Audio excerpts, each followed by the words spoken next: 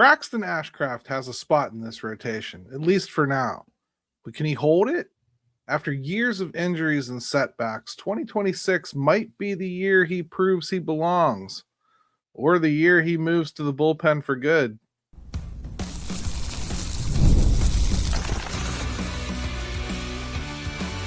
You are Locked On Pirates, your daily Pittsburgh Pirates podcast, part of the Locked On Podcast Network, your team every day. Welcome to Locked On Pirates, your daily podcast for all things Pittsburgh Pirates. I'm Gary Morgan, former editor at SteelCityPirates.com. Been covering this Pirates team since, last decade.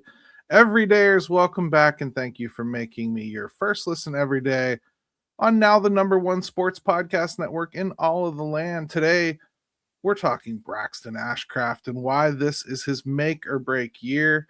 Then we'll hit your AMA questions on trades, roster moves, and even help Don Kelly with a little bit of a spring training slogan. Today's episode is brought to you by FanDuel. The wild card round is here, and FanDuel is officially in playoff mode. So visit FanDuel, an official sportsbook partner of the NFL, and grab your profit boost pack every NFL playoff game day, which are over for my Pittsburgh Steelers, and Mike Tomlin has officially stepped down. So exciting things on that side of the Pittsburgh sports world. And make sure you go hit up Carter Critiques over there at Locked On Steelers for all of his information that I'm sure he's going to unload on you. Listen, Braxton Ashcraft threw 118 innings last year between Indianapolis and Pittsburgh. That is the most he's ever thrown in a single season. His previous high was 73 innings in 2024. So what's the story here? I mean, why is it such a big deal? It probably wouldn't be if it was just a normal ramp-up conversation, but listen to Braxton's injury history. 2019, shoulder surgery on his non-throwing arm. 2020, knee meniscus surgery. 2021, Tommy John, missed all of 2022. 2024, forearm tightness, 3 IL stints. The guy's been through it. Those injuries slowed his career after being a high draft pick. But here's the good news. Post Tommy John, his velocity jumped, his command improved, and he became one of the Pirates' top pitching prospects. If he stays healthy, he's got a real shot to lock down a rotation spot for years. If he gets hurt, even minor stuff, probably headed to the bullpen. And honestly, that might be where he ends up eventually anyway. But there's a starter in there, a talented one. Now he has to prove he can stay on the mound. And that's really what this is all going to be about this year. I think Braxton Ashcraft goes into spring penciled in for one of the 5 starting spots. I really do. I think it just makes the most sense when I look at what they have available to them. And I think even if they go and sign somebody, there's a solid chance that he's still the number 5, because right now I probably have Carmen Mlodzinski still in my rotation. So I think there's room for Braxton to win a spot, even if the Pirates go out and sign another, as they have just stated they intend to do. I think it's a huge year for Braxton. If he stays healthy and he is able to pretty much do what he did last year, only add a few more innings, it'll be really hard to take him out of the rotation. But if he gets hurt and he cracks the door open and he gives room to somebody else to come in and take that spot, real quickly, he becomes Carmen Mlodzinski in your mind. You've already seen him succeed as a reliever. You've seen him succeed a little bit as a starter. And you probably feel he could do either. And you have evidence to show that he can do either. So for Braxton, to me, if he ends up losing that rotation spot and finds his way back to the bullpen, I think personally he probably has a real hard time finding his way back out of it. I really do. He doesn't get the hype of Bubba Chandler or Hunter Barco, but of all the young arms ready for a heavier workload, I really think Ashcraft is, in my mind, the breakout candidate. I think he's got more of a likelihood of stacking on top of what he did last year than anyone else, at least as far as me being sure about it. I'm very high on Bubba Chandler. I just think Bubba Chandler's young. He's going to experience some things that maybe he didn't last year, or at least didn't experience a lot of last year. There's some, I think, aggressiveness issues with Bubba where he needs to calm down every once in a while and kind of lets the game get away from him. I think we've seen that in the minors. I don't think we saw it much in the majors. So maybe it's a problem that he's kind of conquered. But Braxton Ashcraft has the body type. He's got the build. The only thing Braxton doesn't have is a clean track record of getting here without injuries. He just had so many of them. I've heard some people suggest, well, hey, great. He's got all of his injuries out of the way now, and it should be smooth sailing. He should be able to just step right in and do what he's supposed to do. And I'm not sure that's how it works. I do think there's something to be said for guys who have Tommy John on the way up. You know, I don't think it's ever good. I don't think it's ever something you want. But I do think in Major League Baseball, more and more, having a Tommy John surgery, or at least having forearm tightness treated, has become a rite of passage. Is that a bad way to put it? Feels like something that you have to have anymore.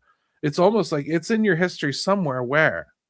And if you haven't had it, well, then you just sit there almost like you're watching a wick burn down on one of those old-fashioned cartoony bombs with it's just a big circle with a wick coming out of it. And you're just waiting for it to explode. Like, you know it's coming. I mean, I've even seen people think it with Paul. You know, I think Paul Skeens has a different kind of body type, and the effort that he's putting into his throws is different, but that doesn't make him immune from it. And truly, he hasn't been throwing pitches all that long in his life. I don't mean just at this level. I mean in his life. He just kind of became a full-time pitcher, 6 years ago? So he doesn't have the mileage on his arm that other people do. You know, it's a different scenario. Braxton's a guy that has already flown so close to the sun with these injuries. It's actually kind of a miracle that he's here when he is.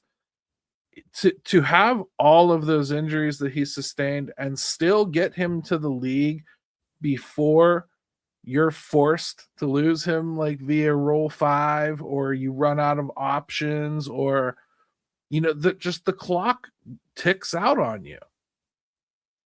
It's pretty great. You should consider yourself fortunate that he got here the way he did. Mike Burrows is another guy that went through a very similar path. Ton of injuries, couldn't stay on the mound. Very similar track record, very similar belief that if he stays healthy, this is going to be a good pitcher. Well, that problem is now Houston's. Houston will now have to worry about whether Mike Burrows stays healthy. So in some ways, the Pirates, while they have thinned their number of pitchers, they've also thinned a couple of question marks. So now instead of two guys that have pretty decorated injury histories that you're relying on heavily, three if you want to count Johan Oviedo, who's just coming off the Tommy John and the lat injury and the oblique strain, and before that some other injuries he had with the Cardinals that were a little bit red flaggy. I think the Pirates have kind of done some work here to clean out a little bit of at least the known issues. And standing here still is Braxton Ashcraft. I think it's at least worth noting that this was not a clean path for him. At least worth noting that he has a history of injuries. It's also worth noting that his upside is easily as impressive as Bubba Chandler, and you should see him as such. If anything, he's a little bit more evolved. He really is. I think Braxton Ashcraft is a big breakout candidate for 2026. I can't wait to watch it. Hey, we're going to do some really cool AMAs when we come back from this quick break. talking about Garcia, a little bit about Triolo. It's going to be a lot of stuff. Let's get into it. The wild card round is here, and FanDuel is officially in playoff mode. Every game day during the NFL playoffs, FanDuel is giving customers even more ways to get in on the action. Because right now, every NFL playoff game day, FanDuel users get a profit boost pack waiting for them inside the app. Each game day, you'll see a pack loaded with multiple profit boosts you can apply to the bets you like the most. Open your profit boost pack first thing on game day and see what boosts you want to apply. The boosts let you lean into your game day instincts a little bit more. Whether you're backing momentum, defense, quarterback player, coaching, the boosts give you more juice on the bets you already like instead of forcing you to bet something new. Every play feels bigger, and the boosts make your bets feel that way too. You make your pick, then apply your profit boosts to go after even bigger payouts while the playoffs get rolling. So visit FanDuel, an official sportsbook partner of the NFL, and grab your profit boost pack every NFL playoff game day.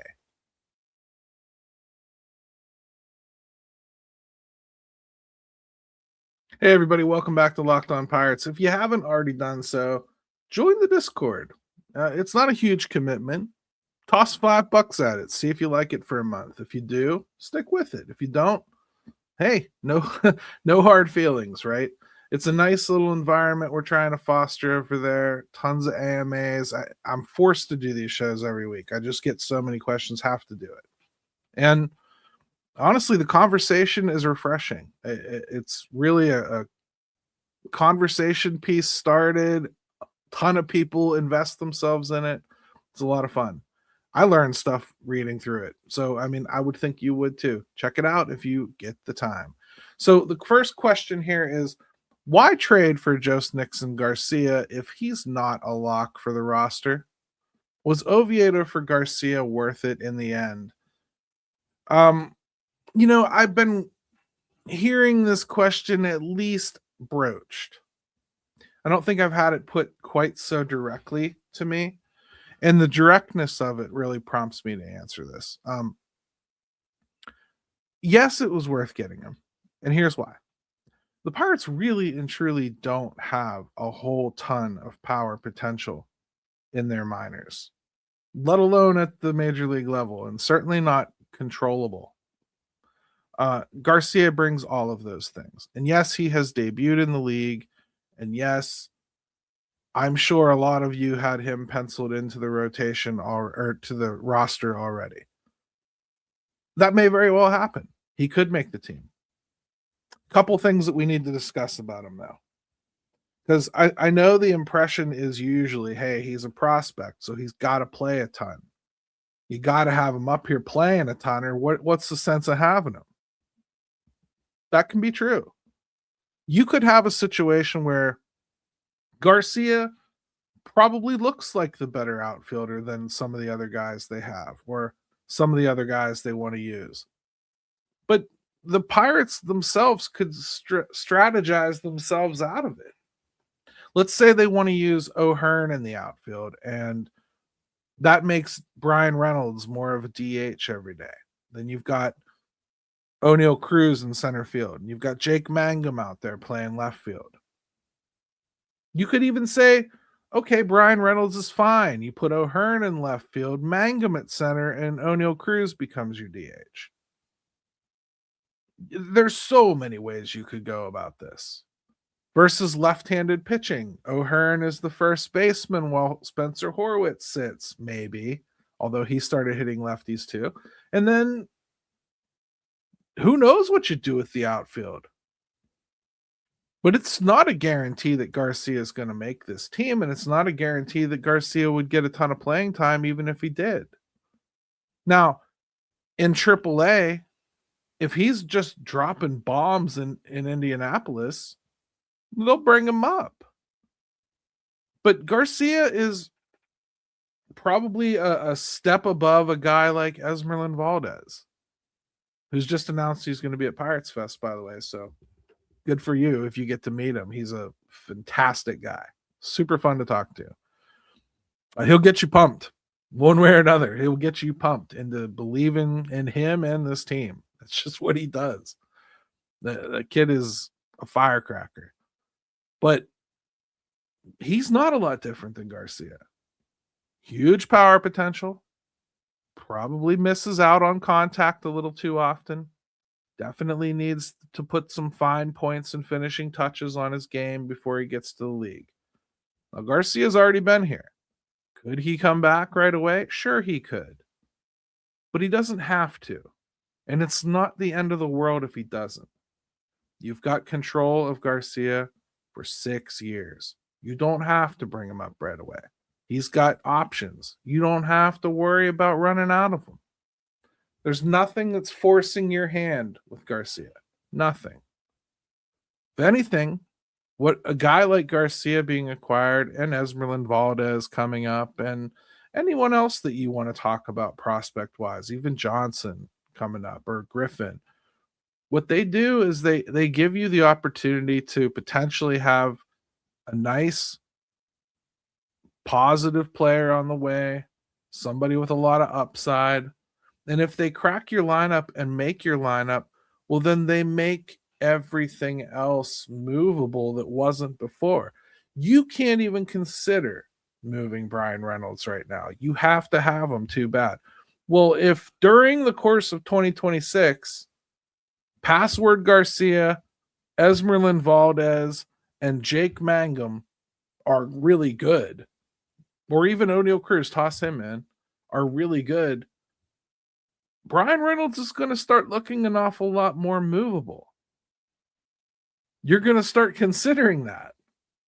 Sometimes these moves are about depth. Sometimes they're about actually taking swings at major league help. Sometimes they're about hoping you can get some help, but if nothing else, believing you've got something that you can use shortly. I think Garcia might be all of those things. I honestly don't think the team has a firm landing spot on what he is. I really believe competition's gonna tell the story here. Is it realistic to trade Triolo if the Pirates sign Suarez or Bichette? Honestly, I don't think so. I believe like if they were to sign Bichette or Suarez, I'm not sure Triolo would be their first choice to go. I think the one that they would probably try to move the most would be Gonzales. And the only reason I say that is because I really do believe that this team believes in Triolo's versatility and ability to defend anywhere, including the outfield, whether you've seen it a whole lot or not yet. Plus, if you brought in Suarez or Bichette, you're bringing in somebody that you already consider to be an inferior glove. So if you bring one of those two in, I'm not sure that the superior glove is the one I'm going to move out. I think I'd keep that for late innings. I'd keep that for patching holes. I'd keep that for, hey, Suarez at the end of the day has to be a DH. I think he's an important piece of the depth that would probably be a year early. That said, I'm probably one of the few people in Pittsburgh that's going to tell you I think he has value, and I think he would have value in a trade. So if you were making a trade for somebody, I could see him as part of the return. He wouldn't be the feature, but he might be the sweetener, that allows you to send off maybe a lower ranked prospect in return, something along those lines. I personally don't think it would be wise to trade him quite yet. That said, I am, as evidenced by this show, much higher on him than many of you. If Suarez or Bohm deals don't happen, thoughts on signing Wilmer Flores? I mean, I don't hate it. Flores brings right-handed pop. He can play multiple spots. He's done it in a tough park for right-handed hitters. He's not a gold glover, professional hitter. He could lengthen the lineup. If it was cheap enough, I would be interested in it. I don't see this a lot different than I see, Yoan Moncada, maybe this guy has a little bit less injury history, and I don't think he has the extreme splits that Moncada has. But yeah, I don't hate it. I guess for me, it's always going to be, okay, is Flores enough of an upgrade over what I currently have that I like what he's poised to give me more than what I think I might get out of Triolo and Gonzales? And I got to be honest with you, I think that's a real close answer. I don't know that that's nailed on. News broke today that Nolan Arenado just got dealt to the Diamondbacks for 2025 eighth round pick. The Cardinals ate $31 million of his $42 million owed. What exactly is the upside for the Cardinals here? Yeah, guys, I don't know. They save $11 million over the course of these 2 years. They open a roster spot. I don't know if he was a locker room distraction. That's not really what I heard. Just seemed really like he just wanted to control where he went to, and this was one of the few teams he agreed to waive his no trade clause for, and the Cardinals were so desperate to get him off their roster for whatever reason, and that could be as simple as moving Nolan Gorman or Brandon Donovan over to third base and not feeling as though they had to bench somebody that they considered, to be a major part of their team just a year or so ago. It could be, I don't know, guys. I can't make sense of something that doesn't make sense. They've saved $11 million. And listen, I'm not going to judge the prospect they brought back just because of where he was picked. But an 8th round 2025 pitcher who has an awful lot of bullpen profile for Nolan Arenado is just never going to sound right. Part of that's because I'm remembering Nolan Arenado for what he was. And nobody should know better than the Cardinals what he currently is. That's the best way I can answer it, is that they probably have a better answer than we do, and they felt really convicted about getting rid of him and moving on. It is hard to completely rebuild a team while you're holding a player like that. So I can understand it. Tigers had to do the same thing with Miguel Cabrera. Nobody would have taken him if they tried to trade him just for how much they owed him and everything. The same kind of thing here. I didn't expect them to eat that much of a percentage of what he was owed. That's insane. I think they would have been further ahead to just hold on to him, frankly. But hey, they did what they did. Let's take another quick break. When we come back, more AMAs. These ones are good.